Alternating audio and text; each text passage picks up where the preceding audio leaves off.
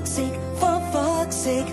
What we gonna do, what we gonna do? For fuck's sake, the world's gone mad and I'm sharing it with you. For fuck's sake, so sit right down, grab a glass of wine, maybe a cup of tea and some chocolates, and join me for another For Fuck's Sake. Welcome to today's edition of For Fuck's Sake. And it's a very, very special, maybe extra fuck thrown in there for those. Extra fucking special.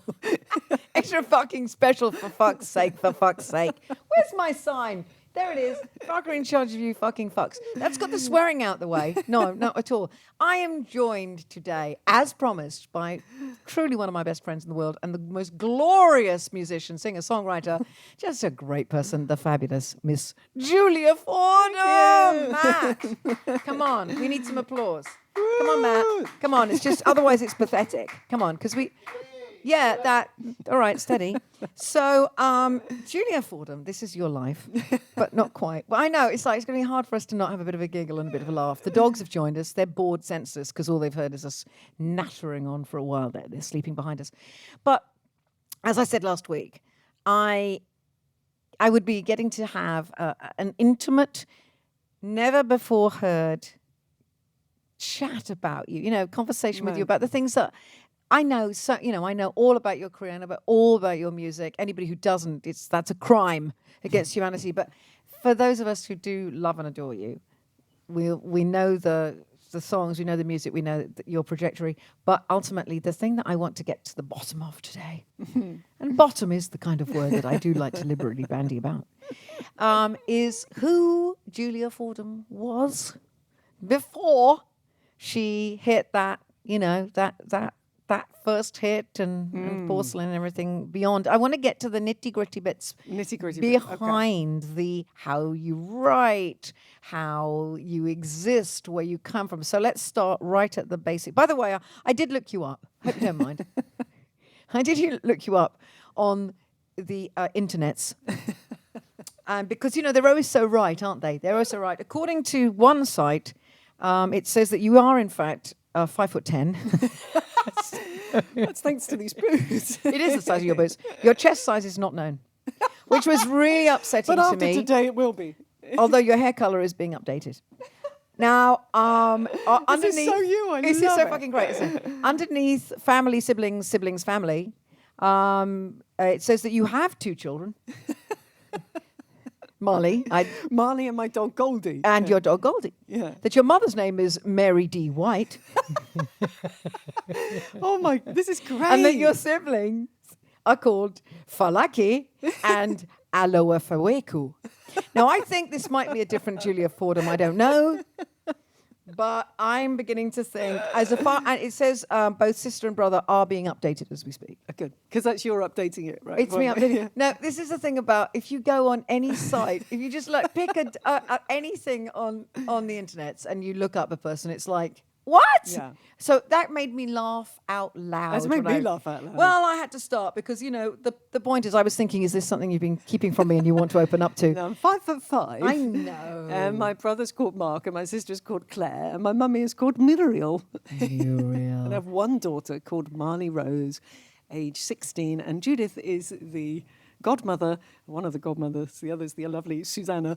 And one thing that, as you were doing your introduction, I was reminded of that one time when Judith came over, Marley was about 8, and when she left, Marley said, "Mummy, why are English people allowed to use the F word?" I pride myself, Julia Fordham, on being the single worst role model for any child. And I feel that I couldn't help myself. When she was literally crawling across the floor, when she had just been popped out of you, I remember, well, then she didn't know, but the point when she could understand what things meant, I was like, oh, fuck.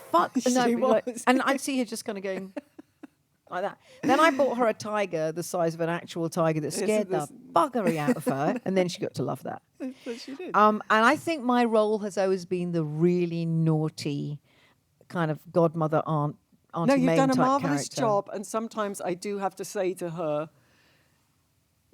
American people don't tolerate the F-bomb as much as we Brits do, and we are in America now. And We are. And I blame you, godmother. I know. She always starts laughing whenever I am around because she knows that a bomb is about to hit it at the minute within 20 seconds or something absolutely vulgar. But the good news is, I think she appreciates how absolutely shit I've been as a godmother. I'm just not there. I just arrive and give presents. That's really it. It's I like, think you've been hello. great. No, she's amazing, and we'll get to that because you have been, quite frankly, the most astonishing mother. And that's another thing altogether.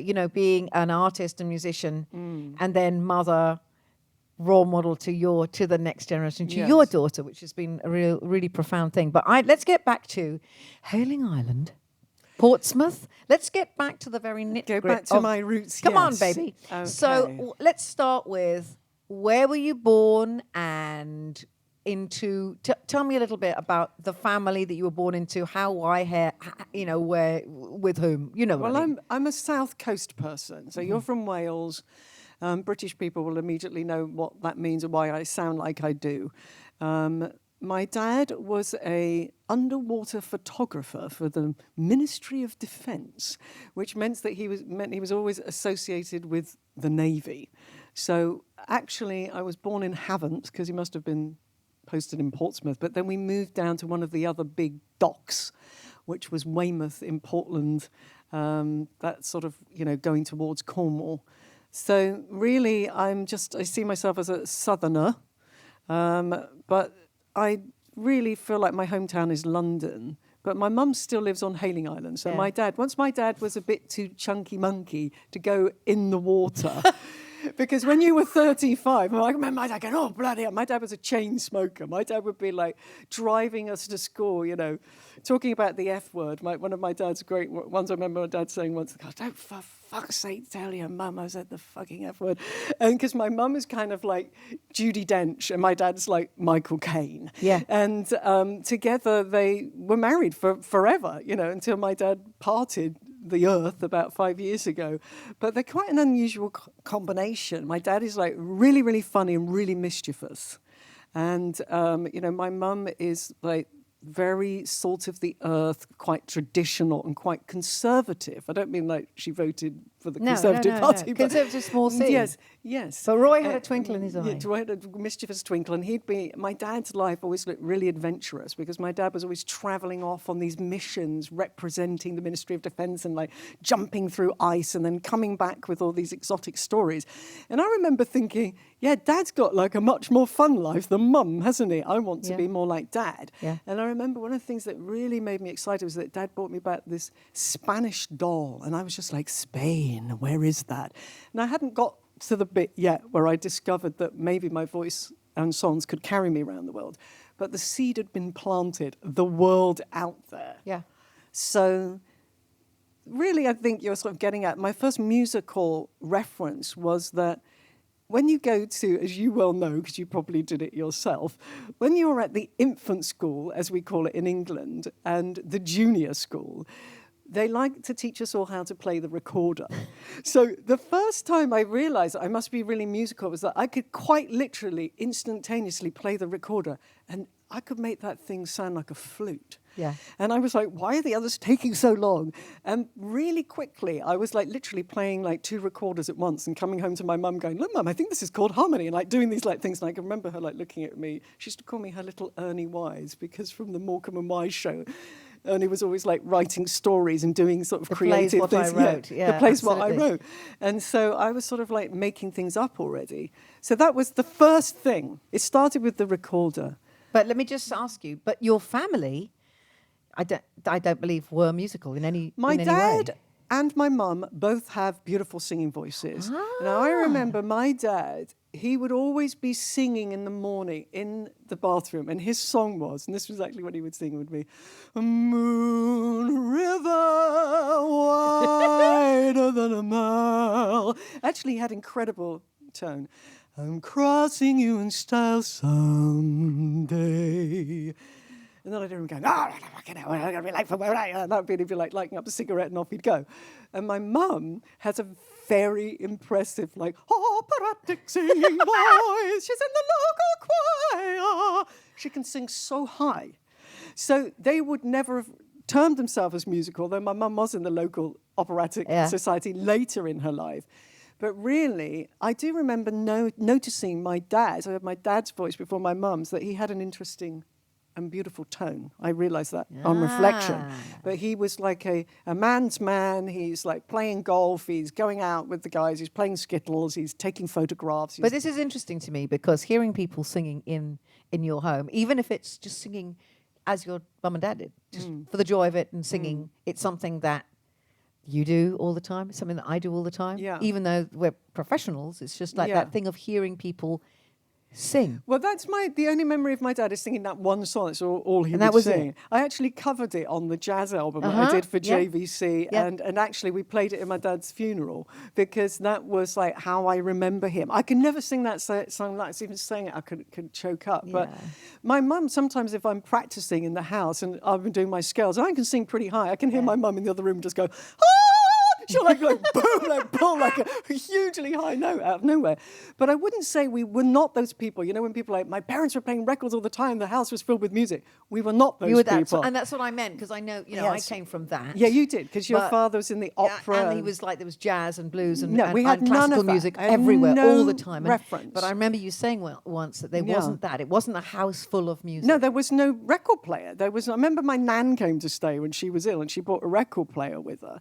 And I remember one of the neighbours telling my mum that she should go and get this record, and I was sent with the job of going to get the record. And so I walked. This is like in the olden days where kids would just walk for miles by themselves. Miles. And I walked a really long way to the Weymouth centre of town, and I went into the record shop. Now, somewhere along the way, I'm probably about 8, I would say, I've forgotten what the name of the person is.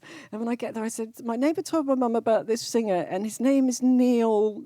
And they said, Young? And I said, yeah, that's it. It was Neil Diamond. So I come home with a Neil Young record. Very different. That's brilliant. Yeah. And my mum's like, I don't think that's the right name. But I remember that was like one of the first records I heard. Think how different my trajectory might have been if my first record was Neil Diamond. But I remember like going, oh, okay, well, that's not really knowing quite the quality of that songwriting, but I knew that was something brilliant and special about it. Yes. But my parents listened to Terry Wogan on Radio 2. Yeah. So if Terry played it, I heard it. That was, really my only sort of introduction to things that were being played. But the real truth of it, sort of knowing that you were going to go back to these things, is that my brother, Mark, had a phenomenal singing voice. So I was like this, curiously, insanely gifted recorder player. No use for that skill.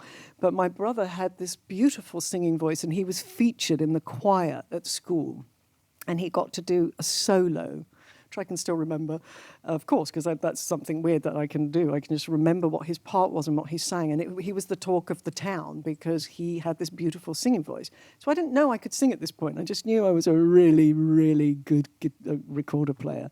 So the next thing that happens is my brother has this amazing voice. There's going to be at the Weymouth Pavilion, which ironically, I end up shooting my porcelain video act. You couldn't make it up. True? Yeah, the coincidence is extraordinary.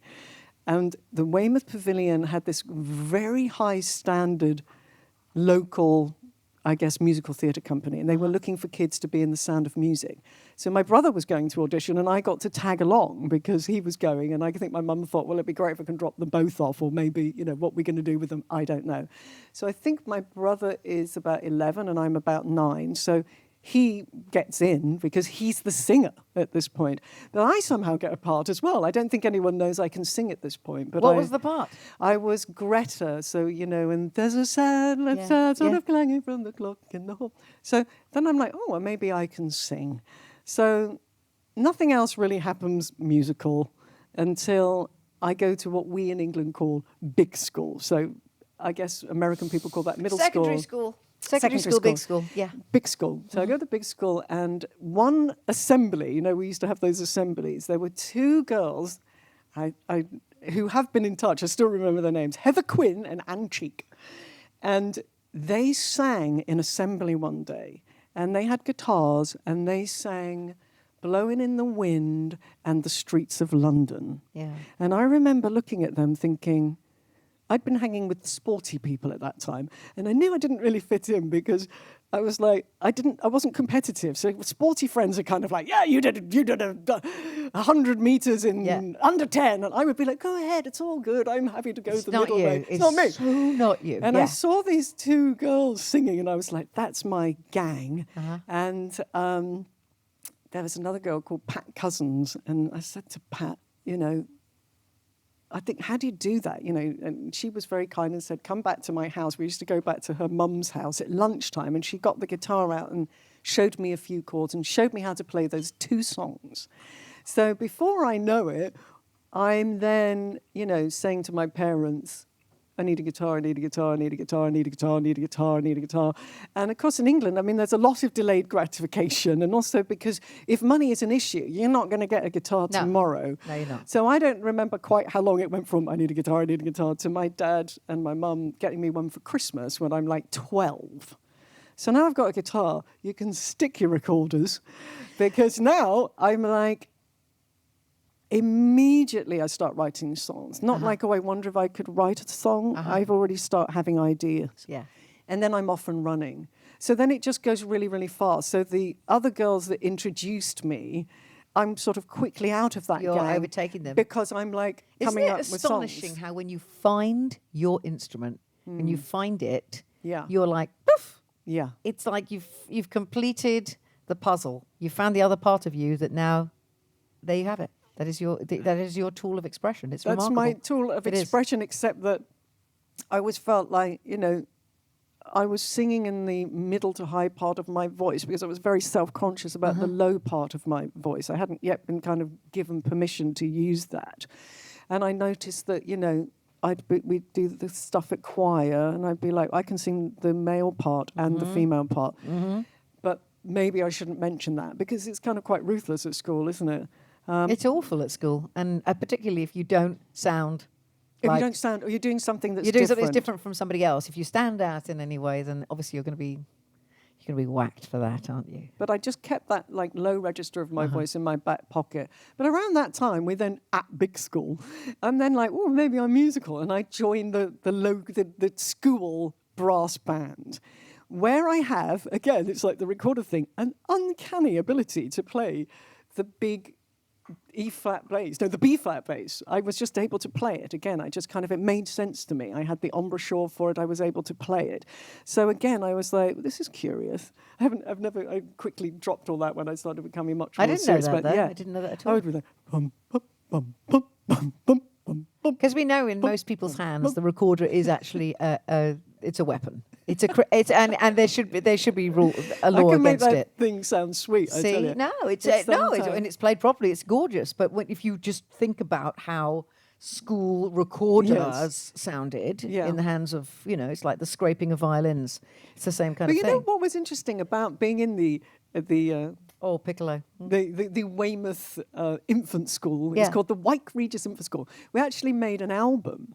And so the recorder group was really quite exceptional. And that was on that same album that my brother sang on. So it was my first concept of like recording sound and seeing it on vinyl. And we owned the record. I wish I still had that. So all of these things I think were building up towards kind of, change from 12, 13, 14, I'm writing songs. When I get to about 14, one of the girls at school says, you need to start singing you need to find musicians and you need to start going to folk clubs. She planted the seed. Who was it that first, it always is somebody, who first heard your voice and went, I had this friend called Claire Manning, and Claire was quite posh. I'm still friends with Claire. She was the only posh person at school, and she had a mummy called Mummy, and we all knew, like, don't say Mummy or you're going to be dead at playtime. But Claire arrived, my parents moved from Weymouth to Hayling Island, and I started school the same day as Claire. And I remember, like, riding up on my brother's bike, where was he? I don't know. And I remember seeing Claire sat in her mum's BMW, I could tell, and she had a posh person's voice. And I had an ever so slightly West Country accent. So we've been ever so slightly. And I remember, like, Claire and I were starting on the same day. She was posh. I was a little bit too West Country. And I remember saying to Claire, listen, we've got to work on this. You need to listen to the way these people are talking, and we need to talk like them by lunchtime.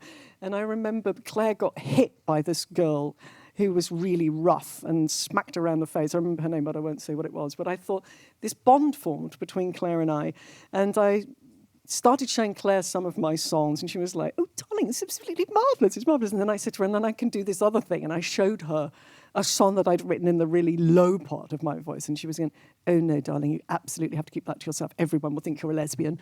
And so, and, which, of course, was true anyway. Everyone did think that.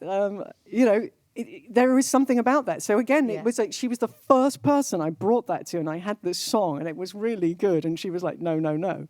So I then start going to the folk clubs. I go to open mic nights, and I'm doing my own songs, and I'm watching people. And I do that pretty much for like 14, 15, 16. And I'm, my songs are getting pretty good at this point, not bad at all. So then I found that I just wanted to work out, how do you take this? Because going to the folk clubs, I was hearing other people sing things like Joni Mitchell songs. Mm-hmm. So I first heard Case of You at the Black Dog in Havant, back where I was born. And it was a phenomenal rendition by a singer called Melanie Harold. And she sang the pants off the song. And I was like, who is this Joni Mitchell that everyone's talking about? Was that your introduction to Joni? That was my introduction to Joni Mitchell. And I thought, this is like a cut above. This song is unbelievable. And then shortly after that, and I'm 14. Now, Joni's had a lot of records out at this point. But right at the same time, because I'm like, Joe must have record player now, must buy record to put on record player. And I heard Blue, Courtney Spark and Hejira at the same time. Now, that was my introduction to the exemplary, the vanguard, the genius of Joni, because I think Joni is a cut above. Leader. She's our queen and leader, mate, is what she is. She is saint of singer-songwriters. She is. Patron saint. She's the absolute, I mean, I think not only just the female singer-songwriter genre, but also, I'm going to be terribly controversial now. I think if you're going to give a Nobel Prize to the living poet who can also sing, why isn't Joni getting it? I agree with you 100%. It's like, 100%. Bob Dylan is also brilliant. Mm-hmm. He's a living legend. Mm-hmm. But to me, Joni is like Shakespeare good. You will never have an argument for me on that one. I cannot believe that she isn't already, because if you're talking about pure poetry and prose like no other, I believe that any one of her songs you could read the lyrics of, and it reads like poetry and prose. It is remarkable. And also not just that, her voice, how it starts from this like really pure soprano, and then how she sort of, as she matures and she sort of comes down and she's got this grainier tone, but also it's just the sheer body of work. Everything body. She does is breathtaking to me. I don't agree. think, just like, it's like, and then, oh, by the way, she happens to be an absolutely bloody brilliant painter. Yeah, I think that the thing that touches people and touches you and I and people who are looking for that role model. The thing about Joni Mitchell is that she is a true artist in every facet, in every core of her body. Yeah. Her life is about art. That's her existence. She's the living, breathing, like raconteur, all consumed and consuming. And unapologetically, I'm very genius. I'm obsessed about this right now with the fact that I think of a lot of women. There is a certain level of, as you say, a certain level of self-conscious, certain level of almost apologizing for being too big or being larger than life or being who you are, singing too low, having a deep voice. Yeah. But it's sort of like there are those artists who are unapologetically just, they come in and that's it, and they are who they are, like it or not. And she's that. Joni, it's just when you look at something like the artistry, the arc, if you look at something like where she's, a Joni pop song, which Big Yellow Taxi, flawless from beginning to start. And it has, she's like talking about the things that everyone's obsessed about now. No, right now. I think she's so much ahead of her time. Yeah. That's why when I kind of, Big Yellow Taxi is such a fun example because it of course, about about climate change. That I'm obsessed with Cherokee Louise for that, the same reason. Yeah. She was talking about, children that were being, sexually abused long before anybody had the guts to actually come out and talk about this thing. She's ahead of her time. And she's like beyond cutting edge, but she's also she's poignant, she's brilliant. So like being 14 and going to a folk clubs and the benchmark is Joni. I wouldn't even compare myself. But right around that same time as sort of absorbing all of this Joni information, and what was so sort of vital about hearing Joni was that like hearing songs on Blue, like We Don't Need No Piece of Paper from the City Hall Keeping Its Time. It was like, you don't have to get married. This is the first time I've been introduced to this concept. Yeah. Or, No Regrets Coyote. Yeah. And then she's talking about coming home with my reel-to-reel. I was like, you go to the studio and the tape's like a reel-to-reel. That's what. And I mean, so many lines of her were my introduction to adulthood, like what's out there. And, I just feel like I would like to think I'm influenced by Joni, but I don't think I could possibly be, because I would love to have been able to soak up anything of hers. Mm-hmm. But I just think that she's in such a league of her own. It's just not possible. But she definitely. I mean, I feel, She was also humbled. at a time where, I mean, I'm not sure that if Joni was around right now and starting out with the way that she started, I'm not absolutely sure that the business would actually recognise that greatness and support it. I'm not absolutely sure about that anymore. I think they would. I do. I think it's like timeless classics because, I'll give you an example of that. People always say, like my kid Marley now, she's 16. Mm-hmm. She has a phenomenal taste of music. I have done nothing about this. I tried. Yes. I tried one time because she was always like playing I was always saying to her, oh my God, who's that? And it would be like, Billie Eilish at 13 singing her amazing Ocean Eyes song. And I tried to introduce Marley to Joni and Marley said, and she was listening very intently, it was probably a case of you, and she went, I get it, Mum, she's a genius, but she's a little bit of a Debbie Downer. And it made me laugh because I thought, if you are 12, which Marley is, I could see why you would say that. But just recently, because Marley's always putting together playlists in the car, she played Coyote, France They Kiss on Main Street, help me, I think I'm falling. Yeah. And she's singing every word, and I'm like, don't react, because I want to go, oh my God, she's discovered Joni, and she's got a Joni poster on her wall. Yeah. Now, I quickly learned, like, she's discovered that, and she knows that Joni's a genius. And I did say to her recently, because Marley's always introducing me to amazing singer-songwriters of the moment, who I just think are absolutely brilliant. And I said to her recently, can you hear how Joni's a cut above? She went, oh God, Mum, yeah, I get it. She's a genius. And then even the last time we came to Main Street, she was walking along singing, France, they kiss on Main Street. Oh my God, Joni, I would Joni got to her. Yes, she did, but I expect Joni to get it to like, I expect her to get too open-minded, like somebody like Marley, as in, public. I expect, absolutely.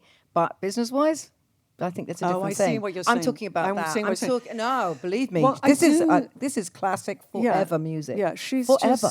She really, But in the midst me. of this, the thing that I find interesting, because I only just found this out about you 3 days ago, that both we have so many things in common: broken noses, similar noses, but both broken. But upbringing wise, when it comes to school, I didn't know that you'd had pretty much the same experience as I had, which was going to a shit comprehensive where you were treated as if you were basically not going to ever do anything except maybe work in a post office. I mean, we were seen as, I went to the same kind of school. My best friend Lynn Cake, it was beaten up within a minute. When you just said that, I was just like, are you talking about me? It's just it's insane. But we were literally treated as if, no, you're on the rubbish heap. You're not going to get anywhere. I still remember being told, by Mr. Hall in the math class, you're nothing, you are. You're nothing. You're destined for the pick and mix counter. Now, at Woolworth, he used to say, at Woolworth, you can't add up. Well, it turns out you don't need to be able to add up. But I remember being really terrified by this man and him hitting me. But the irony was that my first job, because my parents had a very strong work ethic, you didn't get given money once you went to big school. You went to big school at 11. So my first job was a cleaning girl lady. And you had a weekend job. Of course you did. Your Saturday job. I will say my daughter has a Saturday job. Good. My second job, I was, in fact, ironically working on the pick and mix counter at Sage's Newsagents. And I remember on Hailing Island, and I remember everyone used to people go, I'll have 2 ounces of the sherbet lemons. And then Let me just explain to American viewers, pick and mix is such a British thing. Let's just say right now that it is basically just the worst sugary sweets you've ever seen in your entire life. And you've got different sections of them where you can pick and mix. Pick and mix. But my hands would start shaking as I was pouring out, 2 ounces of chocolate eclairs, because we didn't have a till. You had to be able to add up in your head. But it just shows you what an influence a teacher can have on you. Yes. As someone that was, I said to you the other day, I was caned regularly on the hand by our out-of-control headmaster. My dad was a chain smoker, my brother was smoking, and I remember I still feel disturbed by seeing my brother ashen, and me saying to him, what happened? It was like, ironically, the man called Mr. Caney had caned him because he'd been caught smoking. I mean, it was like, now that my daughter goes to the best free school I could find, and I keep going, every time there's like a parent meeting, I want to just go, I'm sorry, this is free? Well, no, I have to say, it's just, there is, I know you and I both, we see the snowflake part of it as well, which is, we don't want that to ever happen to another human being, fact, but this is the point at which I'm making isn't it interesting how we didn't actually break or have a terrible life and did actually, as in manage to be very, I would say, healthy individual and human beings, probably because there was a great passion. There's a great passion in your life for music, and that's what came in and actually, obviously, well, I think that's true. And I think something that helped me was when I was like 16 and I was struggling because I couldn't work out. I'd heard these Joni Mitchell records. I was like, you probably have to go to London. I didn't know how to get there. And I remember going to visit one of the girls from Weymouth on the bus. She'd moved to Southampton, and her name was Rosemary Noakes, sister of Teresa. And they both came to my Porcelain 25 gig. And I went to Rosemary Noakes' house, and she was a few years older. She'd finished college, and she had like a job, and she had her own apartment. And I was like, wow, this is incredible. And I was telling her about, I couldn't work out how you become a singer-songwriter. And, I'd sung my low part of my voice to my bestie, Claire Manning, who'd told me not to sing like that. Oh, dear. And then she said, you have to hear this album. And she gets out this Joan Armatrading album. And so I know for me, I always say it's like the 3 Joans. It was Joni Mitchell, followed by this extraordinary moment when Rosemary Noakes played me Joan Armatrading. I am not in love, but I'm open to persuasion. And I'm oh my God, he's stolen. Yeah. And I'm like, Joan Armatrading gave me permission, and that 12-string guitar, and I'm like, stunning. You can sing low, because I remember my friend Claire, who I still see her now, and she goes, oh, darling, do you remember? I'm so sorry what I said about the low voice. But what had thrown her was that she used to love this song by Minnie Riperton called Loving You. And I was in her bedroom, we're about 14, and I could sing that high note. And Claire's point was like, well, if you can sing that high, why do you even need to sing that low? But I realized that moment of hearing Joan Armatrading and seeing Joan just looking so incredible on that album cover. I mean, I still have goosebumps. I mean, she was not only deep-voiced, she was incredibly masculine. She's a lesbian, correct? Right. She was everything that was sort of like suddenly permission. I remember that moment thinking, That's right, little doggy. Franklin Joan Armatrading He's is a amazing. huge Joan Armatrading fan, huge. So it's that thing when you suddenly see somebody, like you said, Joni and Joan, suddenly permission to be yourself. And at this point, I'm going to say that is episode 1. This is the first part of your life. We're gonna stop there because you have one other Joan you have to hear. Oh, come on, then tell me which one. Because there are 3. All right, tell me the first third part one. of my life is Yes. Ricky Lee Jones. And now, so at 16, so at 14, Joni Mitchell. at 16, Joan Armatrading, and then I hear Chucky's in Love, and that first album by Ricky Lee Jones, and you put those three Jones together, and I'm like, my mind is blown. And you have Julia Fordham's. Yes, trying to work out how I'm getting, because I've got my songs, I've got That's my your sound palette. now, I've got my palette, I can sing high, I can sing low, I've got these songs. How do I get them on a tape and get to London? So they can't have my that's incredible. closing of my first No, I part love this. This is without the three marvellous. Jones, you see? All right. You well, wanted it all No. from the This beginning. is we've got it, and this is going to be a few episodes of this because I know this is sort of like in section by section. This is wonderful.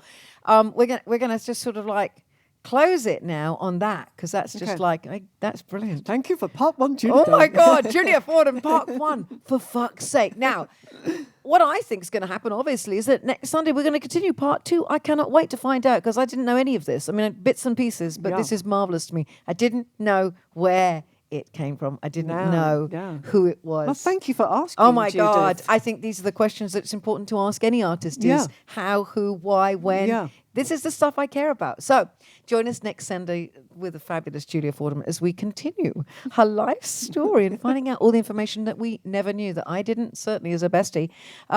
Thank you so much. Thank you, Judith. And join us next Sunday. Thank you for sharing a little bit of your Sunday with me, your hostess with the mostest love of one Julia Fordham, saying a right royal, for fuck's sake. Take care of yourselves.